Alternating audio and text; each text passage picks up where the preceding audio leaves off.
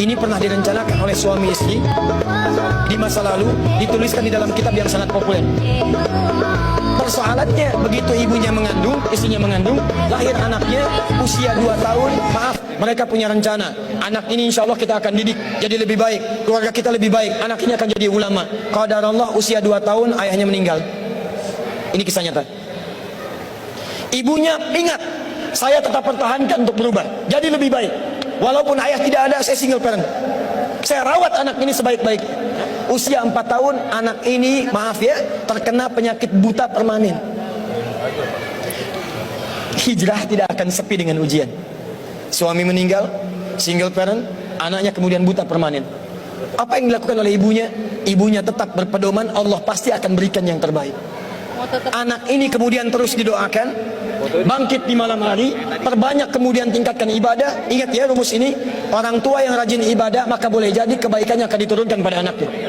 Ibunya yang berdoa, anaknya yang mendapatkan bagiannya. Matanya buta tapi diganti oleh Allah dengan ingatan yang luar biasa. Kalau Anda bacakan satu kalimat, satu baris ini, satu lembar buku dibacakan oleh Anda satu halaman, maka seketika dia akan ingat seketika tanpa diulang. Dengan titik, dengan komanya. Anak ini kemudian dibawa ke sekolah Al-Quran, dimasukkan talaki ke syekh di sana. Syekh di situ kemudian membacakan pada saat itu surat Qaf, surah ke-50. Qaf dibacakan sampai akhir ayatnya.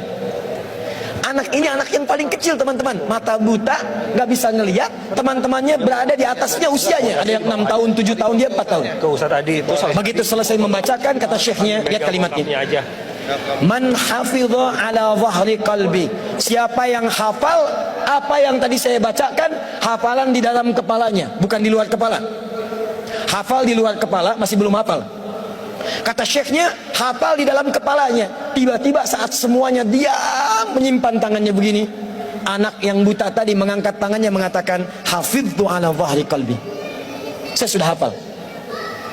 Syekhnya penasaran, kata syekhnya, bagaimana? Diambil anaknya ke depan, diminta baca, Masya Allah, bacaannya bukan hanya hafal, makhrajnya, sifat hurufnya, tajwidnya, semua mirip dengan syekhnya.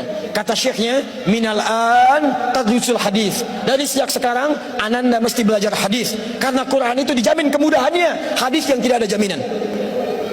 Anak ini secara singkat, tinggal 1 menit, pulang ke rumahnya, diantar oleh asisten rumah tangga ibu tadi.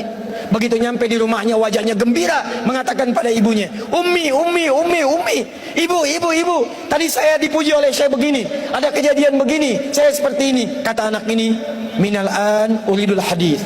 Ma, sekarang saya pengen belajar hadis. Kata ibunya, ya bunayya iktafi bil Quran.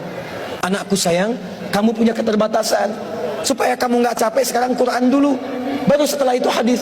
Kata anaknya, lah, dia percaya pada gurunya, dia percaya pada keyakinannya. Dia katakan, ma, saya pengen belajar hadis. Dia tinggalkan ibunya sambil meraba jalan begini ke kamarnya. Perhatikan baik-baik. Begitu ibunya melihat, ingat kemudian dengan suaminya, ingat tentang rencana mereka, ingat tentang mereka punya rencana masuk surga bersama-sama. Teman-teman, ibunya langsung masuk ke dalam kamar, dia bentangkan sajadahnya di mihrabnya, dia salat 2 rakaat, dia bermohon kepada Allah. Saat sujud itulah dia tumpahkan segala keinginannya. Perhatikan kalimatnya. Rahasianya ada di Quran surah ke-17 ayat 110 sampai dengan 111, paling kanan sebelah atas. Ya Allah yal basir, yalladzi ala kulli syai'in qadir, a'id basirat ibni. Saya mau akhiri. Ketika tumpah air matanya dia katakan, ya Allah yang maha melihat, mohon kembalikan penglihatan anak saya. Yal basir, yalladzi ala kulli syai'in qadir, a'id basirat ibni. Begitu mengatakan kalimat itu, capek ketiduran. Kemudian pada saat itulah anaknya sedang mengulang surat Qaf di kamarnya. Begitu ibunya mengatakan yal basir, anaknya sampai pada ayat ke-22. Laqad kunta fi ghaflatin min hadza fakashafna 'anka ghita'aka wa basaruka al-yawma hadid. Ibunya menyebut yal basir, anaknya sampai di ayat wa basaruka al-yawma hadid. Dulu pandanganmu tertutup, sekarang kami akan buka, kamu akan melihat setelah ini dengan setajam-tajamnya. Ayat ini sebetulnya kemuliaan akhirat, tapi diturunkan mendapatkan kemuliaan dunia. Tiba-tiba setelah baca ayat ini, ibunya berdoa, bersamaan kalimatnya, tiba-tiba terbuka pandangannya. anak ini bisa melihat kembali. Saking kagetnya dia lompat, dia kejar ibunya. Ummi laqad ra'ait. Ma, saya bisa lihat lagi. Ma, saya bisa lihat lagi. Ibunya kaget kemudian terbangun. Dia peluk anaknya, dia katakan, "Nah, mungkin kamu melihat bukan dengan hatimu. Kamu melihat bukan dengan matamu. Rubbama ra'aita biqalbik, laisa bi'ainik." Mungkin bukan matamu tapi hatimu. Waktu habis. Kisah belum selesai. Tinggal 1 menit. Boleh 1 menit? Lihat sini. Kata anaknya, "Mah, saya melihat dengan mata saya. Ini mama pakai baju ini. Di sekitar kita ada benda-benda ini." Allahu Akbar. Ibunya kemudian yakin anak itu bisa melihat. Dipeluklah anaknya. Keduanya kemudian menangis. Dan ibunya sejak saat itu yakin bahwa anak ini punya kemuliaan besar di masa depan. Maka disekolahkanlah kemudian tempat-tempat terbaik. Belajar hadis terbaik. Diingat segalanya. Cepat luar biasa. Anak ini kemudian dikenal dengan luar biasa di masa depan. Nama anak ini adalah Muhammad. Bapaknya yang meninggal namanya Ismail.